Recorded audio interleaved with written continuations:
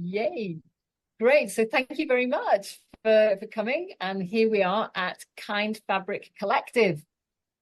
Now, this is a little space that really has been born out of our Kind Fabric course, where designers are coming together to create fabrics that are hand woven by fair trade certified weavers in Bangladesh using yarn that has been recycled from the garment factory scraps in Bangladesh. So the environmental impact is incredibly low and the social impact is incredibly high. So we like to call them kind fabrics. But what also happens in the classes is that the designers who get together just have a blast. I don't know. Dee is one of those designers. Yeah. Why don't you just share a bit, Dee?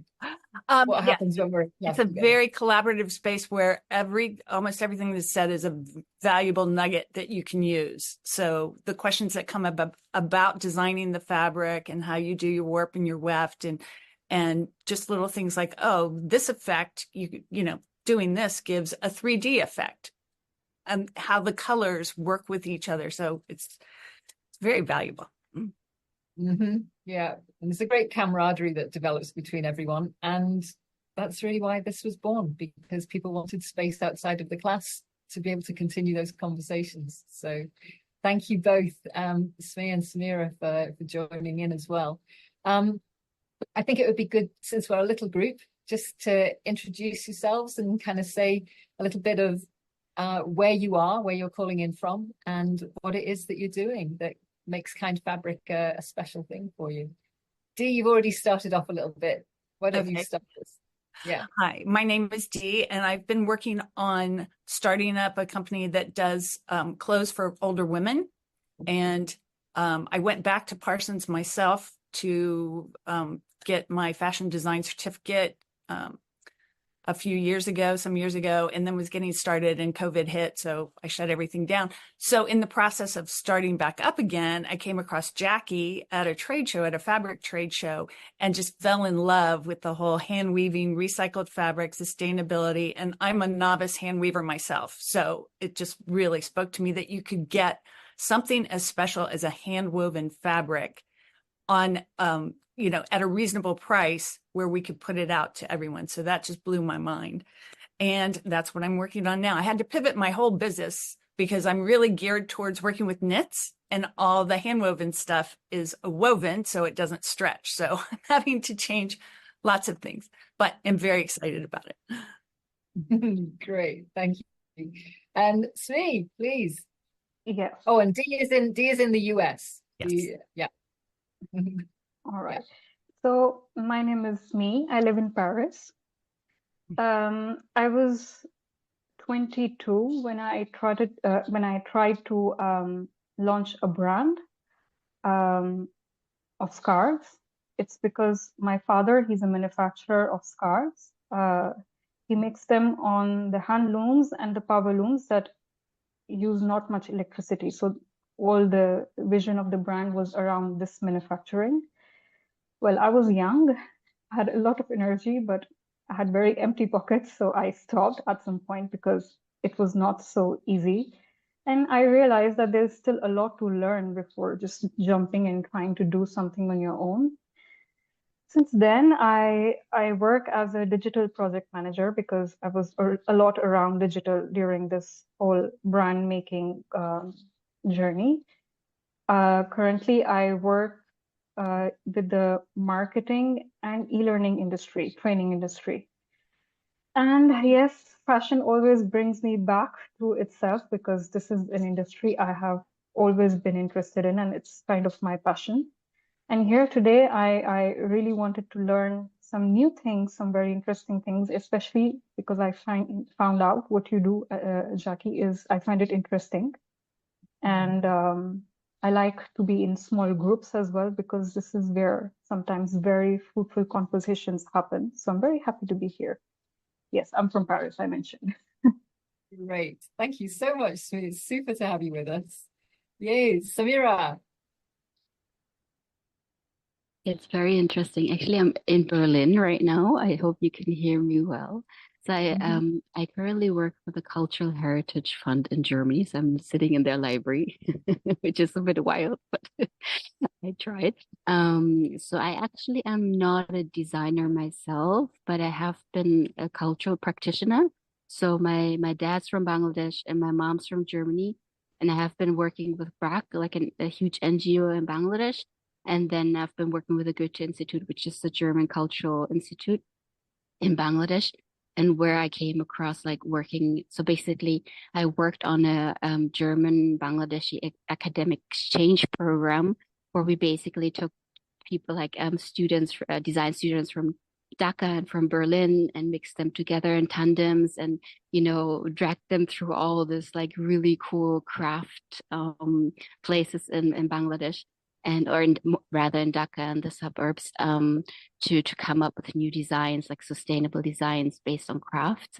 And that was when I met also my Hennas, who's not here today, but who's my partner in crime. And we met Jackie through my Hennas, and now we want to continue working with the Jamdani weavers that we met throughout those projects we've been working on before with the Goethe Institute. And we're very passionate about sort of like taking this very the Jamdani is an old weaving technique. I think maybe you know it, and it's a UNESCO cultural heritage. But the issue is that basically they still just do this 6 meter long saris, which is very like takes a long time and it's a lot of like effort. And we want to find like a sort of like explore a new portfolio for those weavers so they have some like future, objectives. So we want to mix them with young designers, mainly like second generation diaspora arts and design students, so they can together like collaboratively work and come up with like new designs and maybe also other ideas, like not only based on textile design, but maybe there will be other ideas. So that is sort of our goal. But I'm not a designer myself, but I'm very passionate about crafts. Yeah. Thank you so much, Samira. I just love it that people can come from so many different aspects of this conversation and just find real synergy when we come together, because it's that's really what we know is going to move this conversation forward, is when these sustainability influenced conversations are happening in all these different spheres at the same time. So thank you so much for all that you're doing. The e-learning sounds fabulous because, even Dee, just before we came on, was talking about the course, what you're going to access now online that was in England that couldn't get to. On making shoes. Shoes, you believe it? How fabulous is that? So yeah, and this ability to stretch what is happening within crafts, to get that filtering into so many more arenas, it's vital. It's absolutely vital going forward. It's really the main reason why I want to bring the capacity for designers to create their own fabrics into more mainstream operations, so that there's going to be more work for weavers. It's it's really fascinating.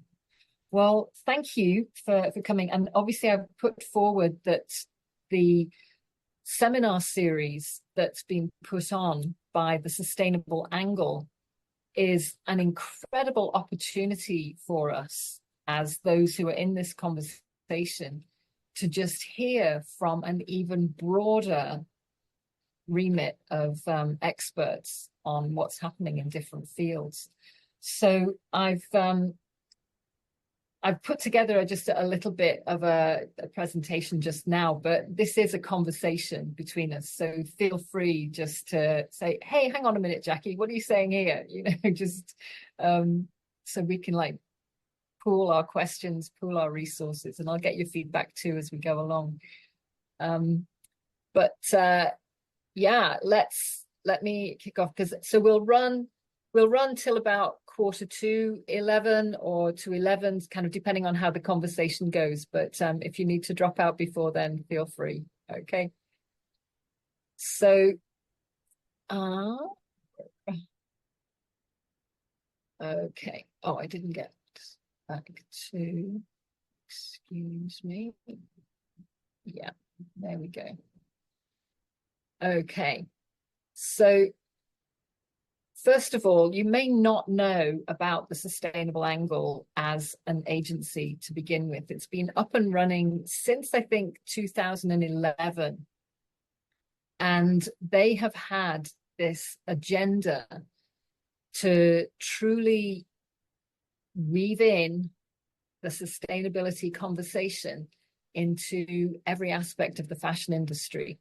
So here is their kind of statement of faith, if you like. The Sustainable Angle is a not-for-profit organization, and they are the founders of the Future Fabrics Expo, which is the event that I've been at the last couple of years in London.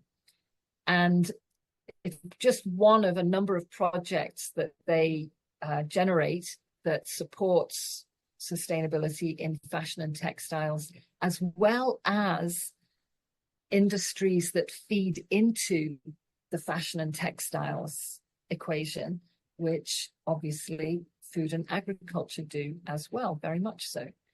And so they actually began, I'll put these links in the chat so that you can pick these up later on. But they actually started their journey in just that work. I might have to send these to you later. Just see if that will work. Yep, there we go. Great. When they started, I met somebody who was at one of their first expos, and literally they were in a space that was the size of about maybe 3 or 4 booths put together. Tiny, tiny little exposition. Just very few people involved in sustainability at that time. And that has grown to this huge exposition that not only now is in London on a regular basis, but last year and this year in November will be in New York. So I'm going to be in the New York show as well with our fabrics there and what we're offering in the courses. But part of what they do is they really do focus on education and making sure that people are as equipped with information to bring into various conversations as possible. I'll show you just a little bit of the keynote speech, like how she finished that up in a little while, but just have a glance over the content of these seminars just now.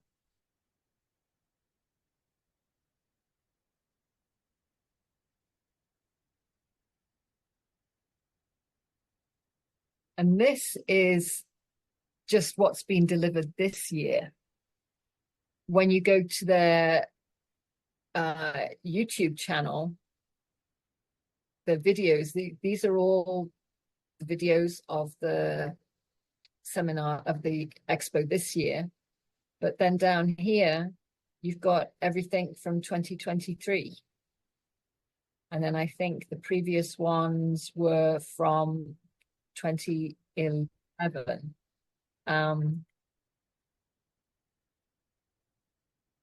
And so I think, you know, if you ever want to get yourself into, I don't know, just a podcast type scenario, just hook in when you're on a journey, whatever, you've got a massive amount of information at the Sustainable Angle that can really broaden your view on what's happening in this arena. So I'd like to play you just the end of the keynote speech, because that really sets the tone for what's in all of these. And then then we can open up the conversation a little bit after I play you that. So I've just got the end of her message here. And I'm going to finish with this, because for me, this is the real reality check. We currently live in a world where the economy no longer functions to service people, definitely not planet, and definitely not prosperity. We live in a world where we are crowdfunding disaster. And this is a speech that I gave on the floor of Wall Street, saying very clearly to all traders, uncontrollable growth and an over-financialized economy that only values shareholder value above people, planet, and prosperity will crowdfund disaster. It is time to change the rules of the game. So people, planet, and prosperity comes first before power and profit. The only way to build resilience to future shocks and stresses is to invest in an Earth for all. And again, that's only costing us 2 to 4% of GDP, far less than most defense budgets across the globe. Mark my words, there are no stocks, no bonds, no financial assets, no business prospects on an unstable or dead planet. We have no choice but to redesign our systems towards a regenerative development that fosters well-being and an Earth for all. Ladies and gentlemen, I urge you to join this journey of change. There is an alternative future. We're all part of it. And I hope that you will read our book. And if you are interested, we have a few copies and I'll be signing where the books are, somewhere here, and I'm not sure where that is, but I'm sure Nina or Amanda will let you know. This is all the information you need to know about the work that we're doing. This is not just about a book. This is a journey that we're creating together to create a better world for all of us. Thank you very much.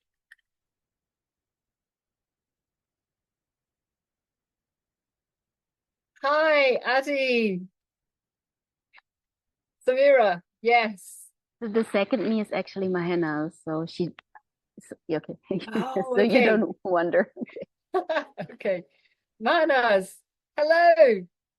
Hi, Jackie. I had no idea I had Samira's name all this. I was like, wow, there are two Samiras, and I couldn't figure out. And then Samira, how are you doing? How are you doing? Thornton Wilder, Very... playwright, once said, oops, hold on. Sorry, I thought I had luxury in the world. I tend to agree with him. Welcome to our panel, The Future of Luxury. It's a slightly different lineup from the one published due to some unfortunate circumstances and an illness, but we have a fantastic panel here today and I'm thrilled to be moderating it. I'm Sarah Vaughan, an innovator, creator of brands with purpose, podcaster, writer, and fashion follower. So I'm thrilled to be here today. Okay, I think we can get back to talking ourselves then. Sorry about that.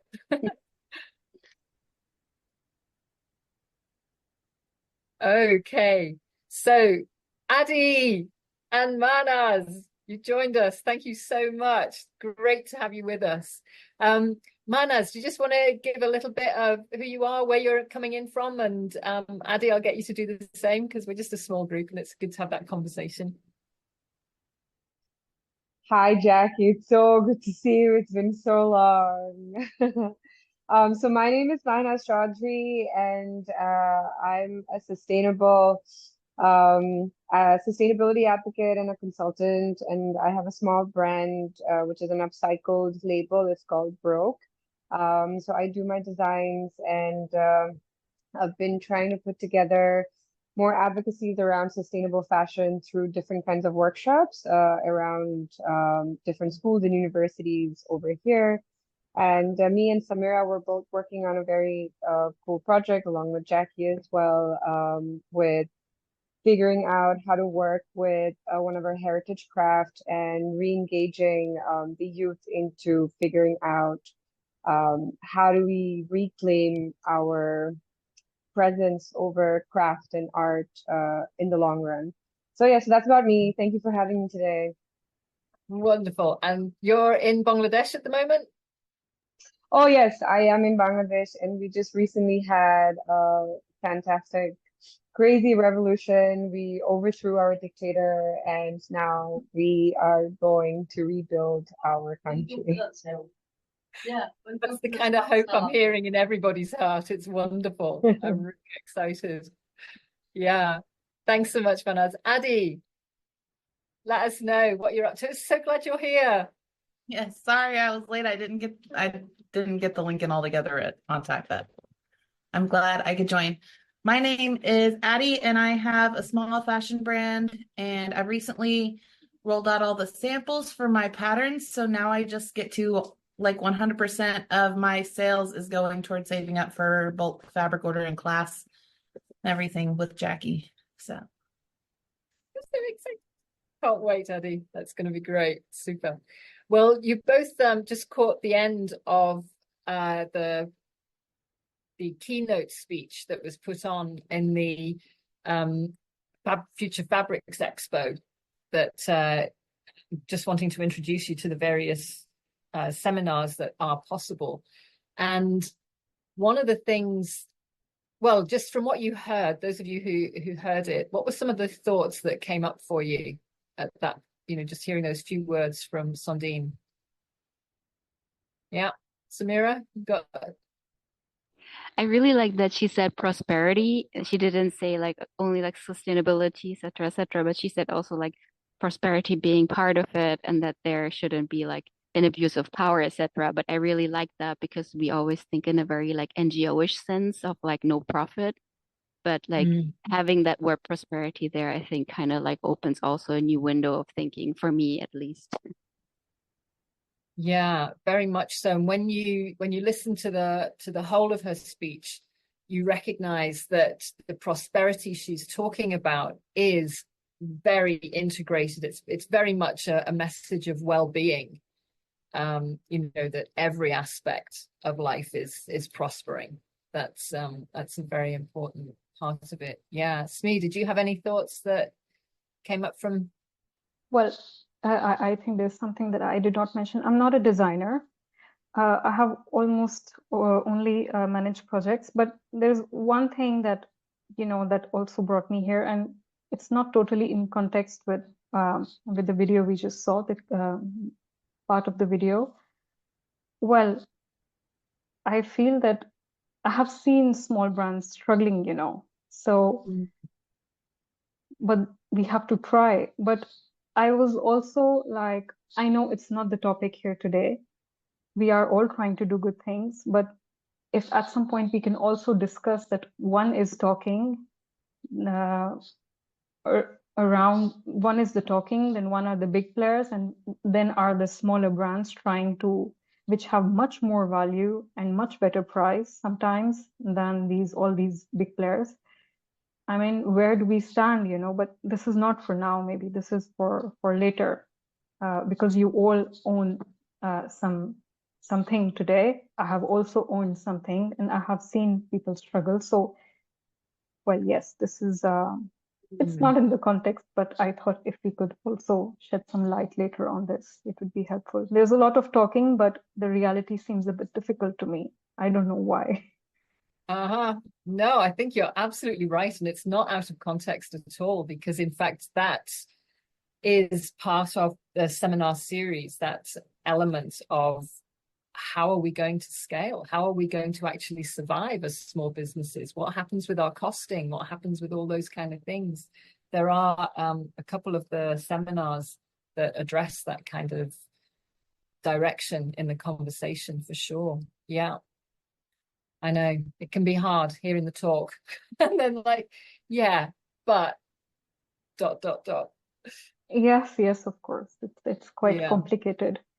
But well, we are still important industry at the end of the day. We still need clothes, so all right. Yeah. I'll definitely have a look at the seminar. Sorry. Yeah, we'll look at them just now as well. Dee, yeah, what are some of your thoughts just there? I take away from that. I really like the fact that she went to Wall Street and gave her speech to them, because Wall Street tends to be very, very short-term looking. What are you doing for me this quarter? Not what are you doing for me over the next 3 decades or 2 generations or whatever. So I really like that, we got to take the long-term approach, quit looking so short-term, because, again, the planet. And I love the prosperity inclusion too in her discussion, because that gets everybody's attention. And I think it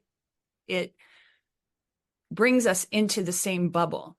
Because, like Mary, you're saying, we tend to look at things through NGO eyes, and it means nonprofit. But once you add profit to it, then you're including a whole bunch more people, and it affects us all. Yeah, absolutely. That's a really good point. Yeah, I think it's there are so many facets, aren't there? So many facets to this.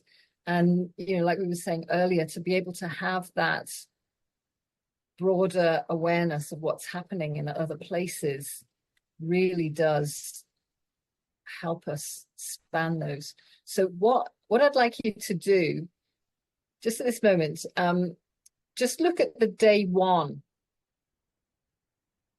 options there. And what is it that you see in day one that could really spark something in you from where you're coming from? Just have a look through them at the moment and see.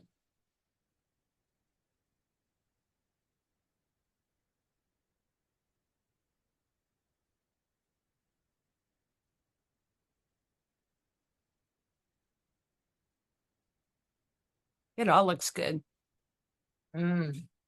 So, yeah, Addie, why don't you kick us off there? Which one of those would attract you and why? I'm super interested and curious about circular systems. That's what I'm trying to work toward, and also about scaling, how to try to scale in an ethical way. Because I can pay me a fair wage, but I have to make the prices of what I'm doing fair now, so that when I need help, I can pay everybody who joins me a fair wage. Yeah, and that's a really strong element in terms of the education aspect, isn't it? Going forward for our customers. Yeah. Manaz, how about you?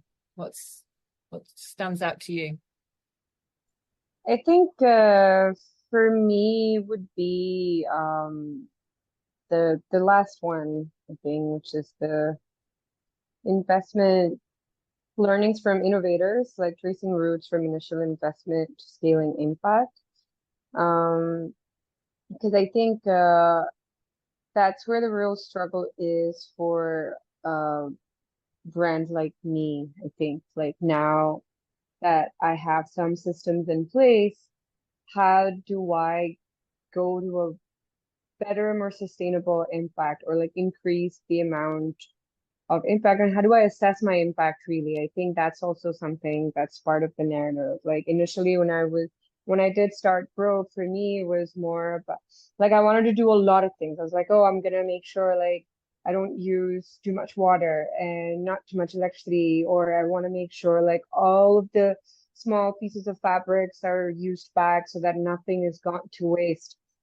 I want to make sure like I give higher than market wage to the people who I'm working with. And and so I was like trying to do a lot of things together, and then I realized that it's not possible for such a small brand with no capital investment to kind of to be able to do that. So it's really important to like narrow down the values when you're starting off, and then slowly when you're growing bigger, you can start incorporating like different metrics of sustainability that suits better to my brand. So I think, which is also correlated to like how much revenue and income and the financial aspects of it like really matters, like when you're trying to be sustainable and grow in that scale as well. So I think that's where the real struggle is for me. Yeah. I think that learning from others that have kind of gone before, you're right, that would be a very, very interesting one to watch indeed. Yeah. Smee, are you finding anything in there that feeds back on what you're looking into, or what's kind of sparking you? Yes. I think as Mahinaz just mentioned, I was in this webinar this morning that talks about traceability and the impact. And, these were the word traceability. I I discovered it while I was trying to build a brand. And this is something I tried to ask my father, but he did not have, like everybody, an answer to it. So this is still something that has remained in my recent, findings and my research and everything.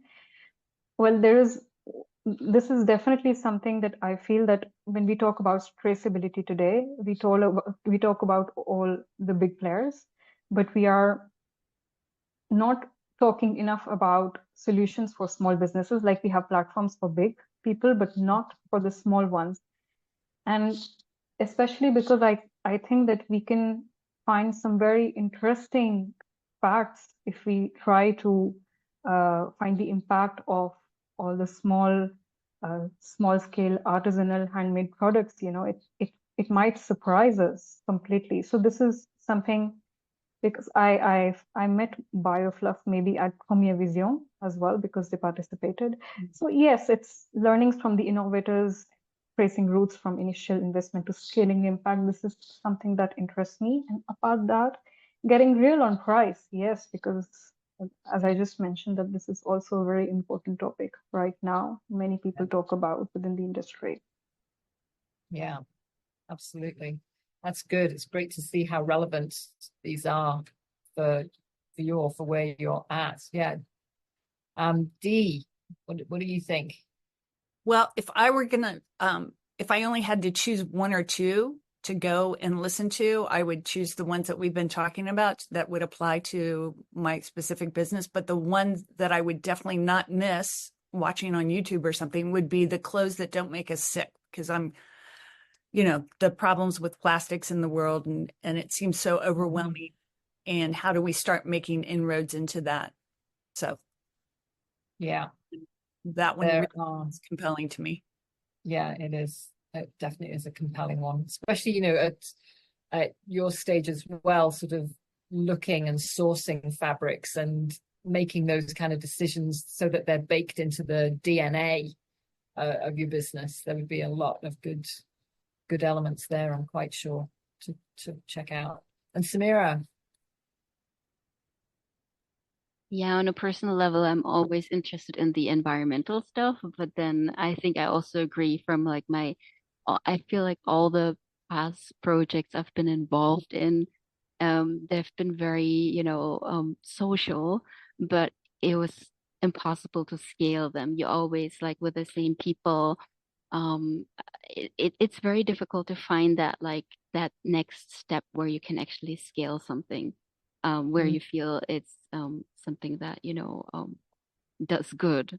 So, and it's interesting because I worked for Brack before, who managed to do that. So, I mean, you can do a lot of comparison between those two fields, but that would be something I'm really interested in, because that's also when I think about our project that we're doing right now, I'm like, okay, we can maybe do it one phase or two phases or 1 year, but what's next? Like, do we have to already think about it?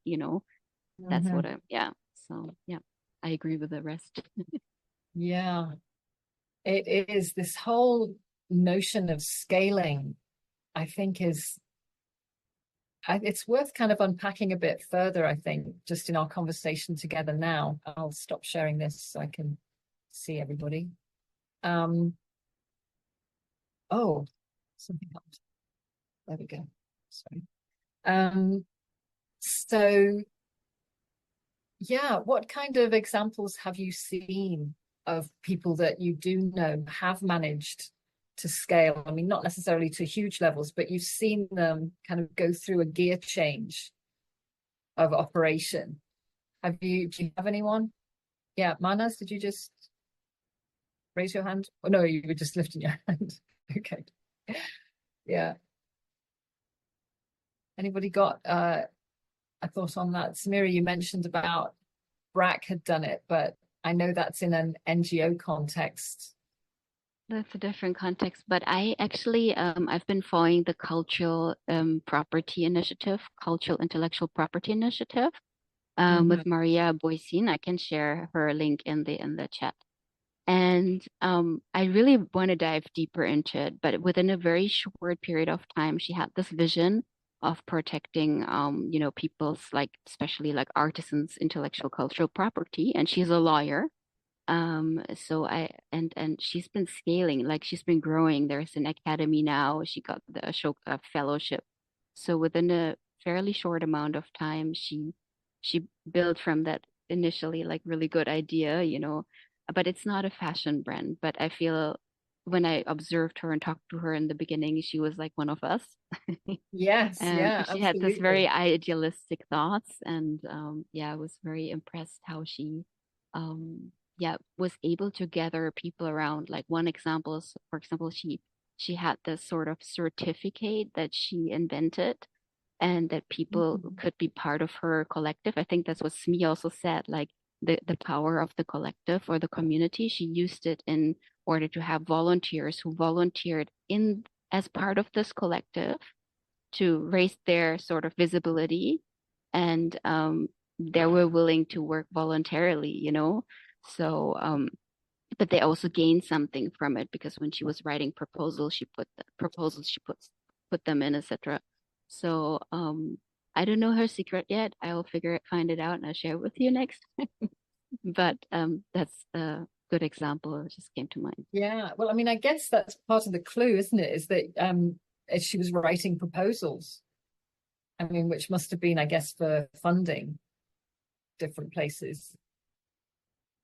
So, I don't know. Does anybody know of a database, of a resource link somehow for that small businesses can go to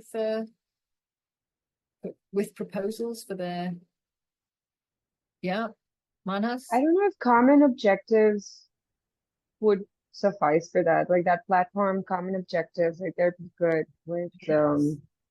like it's a marketplace for sure, like but for like sustainable suppliers and buyers, but they also provide a lot of different kinds of assistance. So that may be like worth checking out as well. Mm-hmm. Common objective. And it's, Hmm. if I remember rightly, their handle is commonobjective.co, not I think dot. so. Yeah, yeah. I think they're Yeah, London based. yeah, London Yeah. based. Yeah. Before we close, I'll spend a few minutes just to get all our different links up there. Yeah, that thing of proposals and community, I think, that's getting people who have a common vision coming together, working towards something. Have you found that to be effective for you at all, Addy, where you're at in your business now? Do you find that community volunteering is part of what's happening for you? All of my models, so that I have social media content, have done so for the clothes.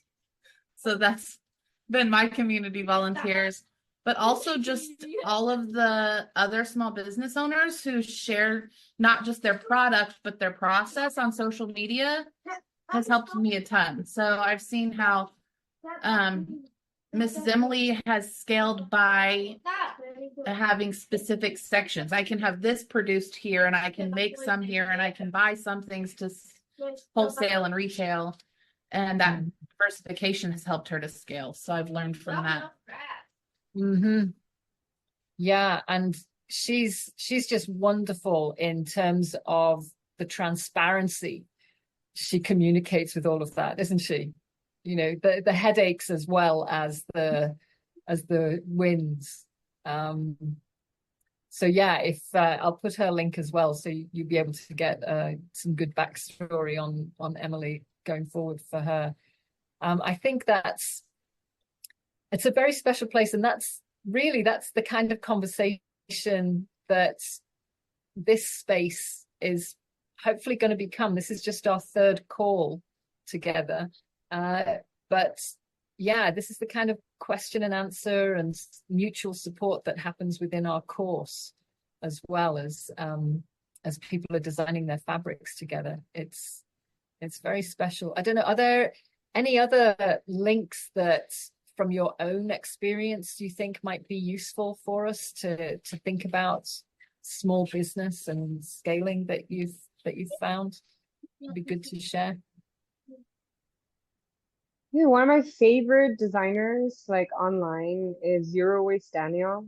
I'm sure like maybe you've heard of him, or let me share his Instagram handle. But he's so like him, and then there's Kid Super. These two are one of my favorite like designers. And I think their journey is really humbling because they started off like as a very like they started off in a very small scale, and they've just put out their artwork, and their style of work is like very interesting. Like they work with like all sorts of pieces of fabrics, like especially like Zero Waste Daniel, and he puts up all of his like tutorials or like very quick reels of how he does his stuff. So I think that could be like very helpful. And then his newsletters are also like really interesting, like the kind of resources he puts together like on his newsletter as well. Like for me, it was very inspiring because he makes his whole process look very doable and exciting, and like, and it's just like his personality like just makes it much more relatable, I think, in that sense. And then there's another Kid Super. He's a Brooklyn-based artist, but and he's blown up now. Like he's doing like really big fashion shows and stuff. But like his style and aesthetic, I think is just like really cool. And I think it would be cool to like also like look into his journey like over the last 8 or 10 years, I think, like, and it's all on his Instagram page, like, and he didn't delete any of his previous posts, so it's really good to see like how he's transformed, like, and got to where he is today. Let me try and find out their link and like share it here. That would be great, yeah, just to be able to do those. Yeah. Anybody else got people you're following or agencies that that you've accessed or have heard about that could be of support? The other ones I learn a lot from are Free Label, who's in Canada and has a local, they work with a manufacturer that's local to them, and they have all their fabric custom milled for them, but they do almost everything through pre-sales. And so they have favorite styles, but they'll just do a couple at a time in a pre-sale when they have, I think one of the main things I've learned from them and from like thinking toward getting to work with you is letting the amount of fabric lead. Like I can get the fabric, now what do I do with the fabric, instead of designing something and then looking for fabric for it afterward. Do you know, Addie, you've absolutely nailed it right there, because what is happening, and one of the things that I'm hoping comes through in the course as we encourage one another, is this is about calling designers to really employ our skills, our creative problem-solving skills at a much more integrated level in the fashion industry. And what we're seeing, and this is not bad, obviously, but what we're seeing for many sustainable fashion designers is basically just swapping out one kind of fabric sourcing for another. There are wonderful sustainable fabrics available now, so they're dropping others, which is great, but there's no actual change, in a sense, happening coming from the designer. You know, that problem-solving element that designers are equipped to work with.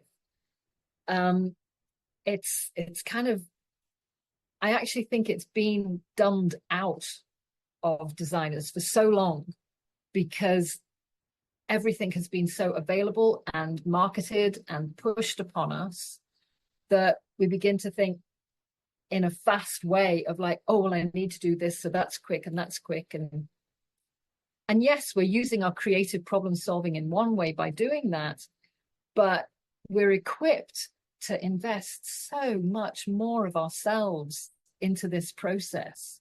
And that's where the excitement really happens, because we're seeing then that, yeah, like you said, Addie, when I can know that I can start from the fabric, I know where the fabric is being made, I know who's making it, I know exactly the materials going into it, then I know, you're kind of dovetailing all of this at the same time as to who your customer is, what the silhouettes are you're looking for, all of this kind of thing. And you're blending it to create this fabric.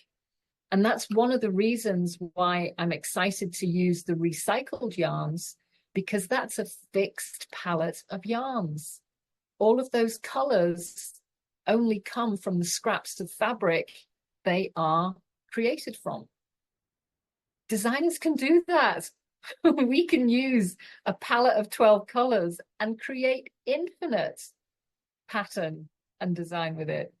So I think, yeah, you're absolutely right there, Addie. It's about just shifting that mindset that we can have, that we are equipped to be involved. Now, I know in terms of fabric sourcing and doing your own thing, that you can have your own fabric woven is pretty new out there.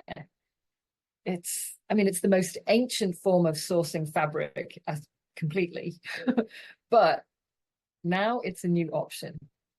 Print, you can always do print, but having wovens and their impact is just incredible.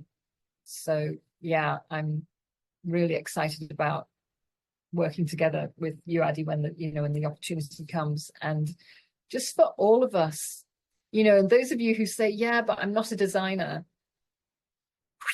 stop that now. The very fact that you are thinking creatively about how to address and engage in this conversation of sustainability and growing its impact makes you a designer. You may not be putting fabrics together to create clothing or anything else, but that's essentially what a designer is, a creative problem solver in their own field. So yeah, just really want to encourage you to do that. I know we're kind of heading towards the top of the hour. Is there anything else anybody would like to just pop into our conversation on all of this?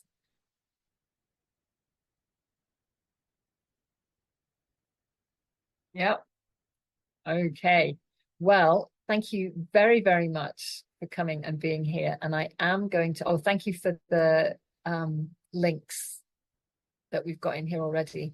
I'm going to share my screen now so that I can get the links off the posts that the windows that I had open there. So I did the first one. So then this is the link that will take you to the page where they sort out, they give you the on what was happening at the Future Fabrics Expo this year. And then here we have their videos. And you'll be able to pick up everything there from their videos. And, obviously you can always 1.52 exit, whatever, to be able to speed it up and fit into your coffee break. But I hope you'll be able to look through those. And, we didn't go over the day 2 ones, but thank you very, very much for joining in this conversation today. I think what's a takeaway? Just a quick little takeaway for each one. Dee, what's a takeaway for you from today? Oh man, my head is just reeling from the 30,000 foot view of sustainability and looking into the dates of the expo down to the specifics of tracking down some of these the links. The Zero Waste Annual I'm really interested in checking out, and Free Label and Kids Super too. So big stuff and little stuff. Yeah, great. Smee. I think it's the last time well, first thing, I prefer working around people who are trying to do something good on a small scale. There's less politics, there is more honesty, I feel. But it's my personal point of view. Well, I think I'd be glad to participate in other webinars because I feel it's more human. We talk about the real things. I'm not a designer, but yes, I do think design. I accept that. Everybody has to working in the industry. I think I would like to keep learning about how you people advance in your projects. And I'm happy to know all of you that you are doing things. And I'm really interested in following this cultural intellectual property rights initiative by Monica. It was very interesting. And yes, it's a nice exchange. Great. Thank you very much for your participation, Smee. Yeah, Samira, what are you taking away today? I didn't know what to expect, but I knew it was going to be wholesome because you did it. But yeah, so it's super exciting to meet all of you. I think Adi, you're also in the US, right? Yeah, so that was really exciting to me, like people to meet people from all over the world this afternoon. And I hope, yeah, we stay in touch. I think I'll just add you all on LinkedIn, and yeah. Thank you, Great. Jackie, for organizing this and for all the input. I'm also going to watch the lectures. Thank you so much for sharing that. I didn't know that all their lectures are available. That's so cool to have those resources. Yeah, it is. It's great. Super. Thanks so much for joining us, Samira. So yeah, just remember third Thursdays at 10 o'clock Central. That's what we're on. It's on about. Yeah. Adi, what's the takeaway for you today? My kids are being loud.